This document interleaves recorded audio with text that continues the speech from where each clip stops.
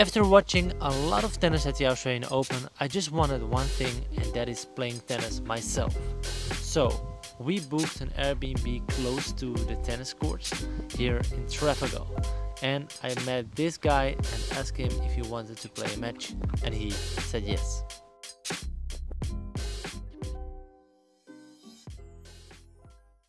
What is your tennis story? Like the short version, of course, but what's your tennis story? I used to train every day since I was about 4. Played a lot of tournaments around Victoria. Played some in different states as well. Been playing my whole life, I love it. Travelled the world for it. Played a South American Cup before I got the wild card and trained with Andres Gomez. And also have played in China in 4 different cities. But yeah, I love the sport. I don't think I'll ever grow out of it. I'm just not playing as much as I once was. So. Wow, that's cool. Sounds like tennis the world. Yeah.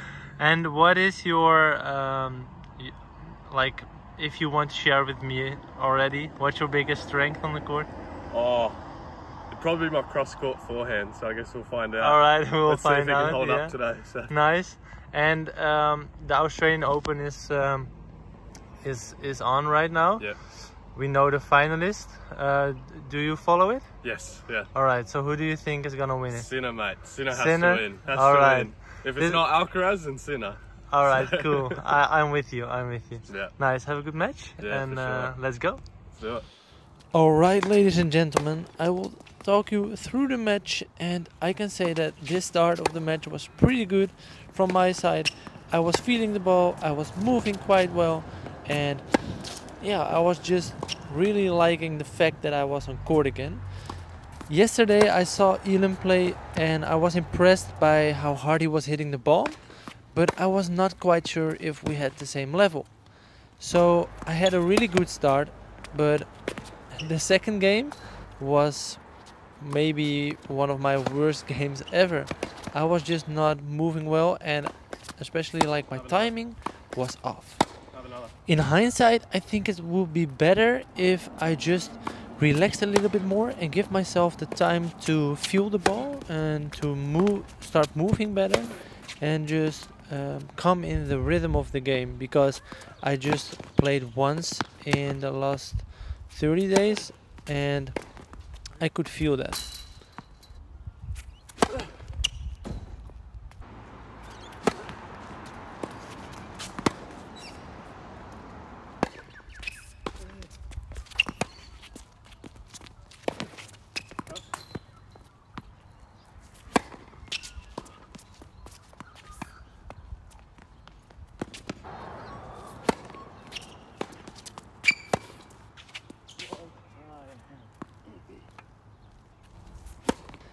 So now it's time for a little bit of background story. I just visited the Australian Open and I saw a lot of matches, but especially a lot of practice sessions, and I learned so much about the movement of the players on the court, but also how they prepare themselves to play their best matches. And I also spoke with some players and coaches, and there will be some epic podcast episodes soon on the Tennis the World podcast. So I watched a lot of tennis and I learned a lot, but the main thing that will make me a better tennis player is to practice and to play tennis myself. And I'm trying out a new habit, and I think it's great for you to do this as well. And that is just asking another player, a player who you've never played with, to play tennis with you. Play a match like Elon and I are doing here, because you will find out how to beat them. They will have other strengths and weaknesses, another game style, and you just have to problem solve. And tennis is all about problem solving. You can see it right here when I am playing this match, because it's tough. I have to fight for my points and I have to fight for my rhythm, to work for my rhythm, and just only by doing those kind of things you will improve. And a lot of amateur players are playing with their same partner week in, week out, playing the same tournaments every year, but try to challenge yourself by playing against new people.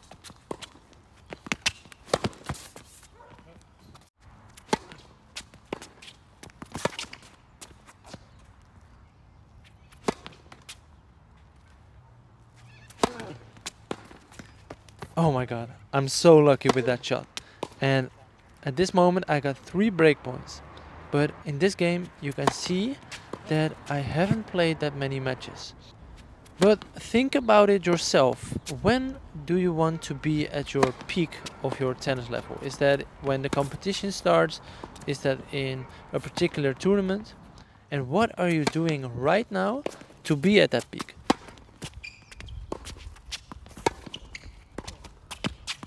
Tennis is mentally tough, and you can see that when you visit some amateur tennis tournaments, because a lot of players are so frustrated. But don't be that player, because if you look at those players and you look at their preparation, they didn't put in the work. But you have to put in the work now to play better in the future. If you are a dedicated amateur player and you want to show your best tennis when it's your moment to shine, then check out the show notes now. Nope.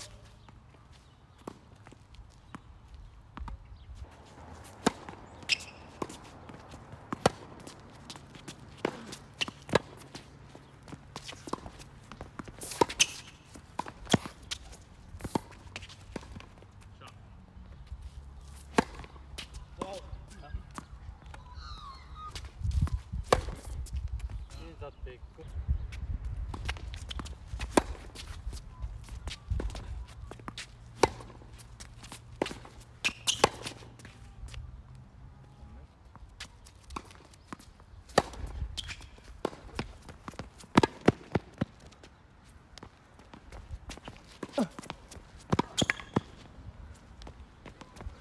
A forehand like that Nice. is crazy. Like I was thinking, how do those pro players defend shots like that?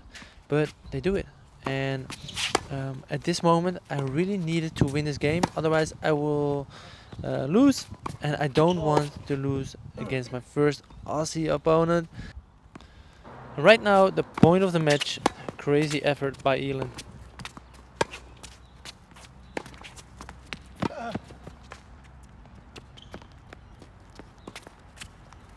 Long. Alright, so one more point for Elin and he got 2 match points. And this backhand was on the line and I made an agreement with myself, and that was to just keep playing with fire.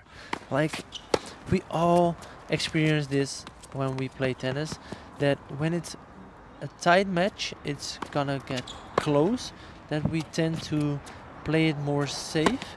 But I made agreement to just try to hit my first serves as aggressive as possible, and even when I get nervous or it's really close during the match, I just have to play with conviction.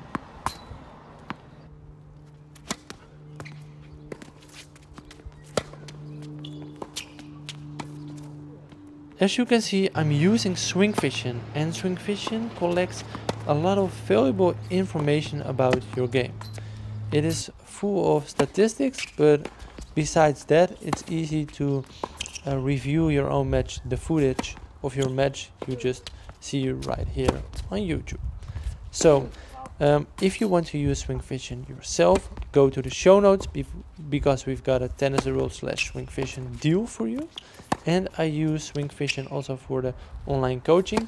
If you want me to be your online coach, you can just send your Swing Vision session to me. I will review it, give you feedback, give you personalized exercises. So if you're interested in that as well, go to the show notes. Now, we just started our tie break, and I remember that I just was ready to win this one because I learned a lot during those 12 games. And I was just like, okay, let's be sharper on the fact of when to attack and when to defend and hit to bigger targets. So this is the reason why you want to re-watch your own matches, because that was not the right moment to attack down the line. Now it's 5-3 and I really want to close the match. And this is a great forehand. I opened the court to his backhand and I could attack with my backhand to his forehand side. Oh, that stupid leg. Match point is a little bit boring. He misses long, but I win the match 7-6, 7-3 in a tiebreak. Let's go! Alright guys, I hope you enjoyed this match. I enjoyed it myself. And what are the chances to play against the first Australian player you met and that it goes to a tiebreaker? I was not that happy with my consistency from the baseline, and that was because of the movement on the court. I just, like, my legs were a little bit tired, not used to the hard court that much after more than a month of not playing on it. And he was just playing different than I'm used to. Not that different, but it was that he was sometimes just crushing his forehand. Also with his serves, he was not taking time to bounce the ball like we do in the Netherlands. And so the rhythm was kind of tough, but I served quite well. And I think this is a good beginning for me to start my journey in Australia and to improve my game here just by playing those kind of matches. So I hope you enjoyed it once again, and subscribe to the channel because that will help me to go like places like this. Like, alright, it doesn't sound that nice maybe, but we really enjoy it here. We can play against other players, I can meet other coaches and make great content for you. So please subscribe. Ciao.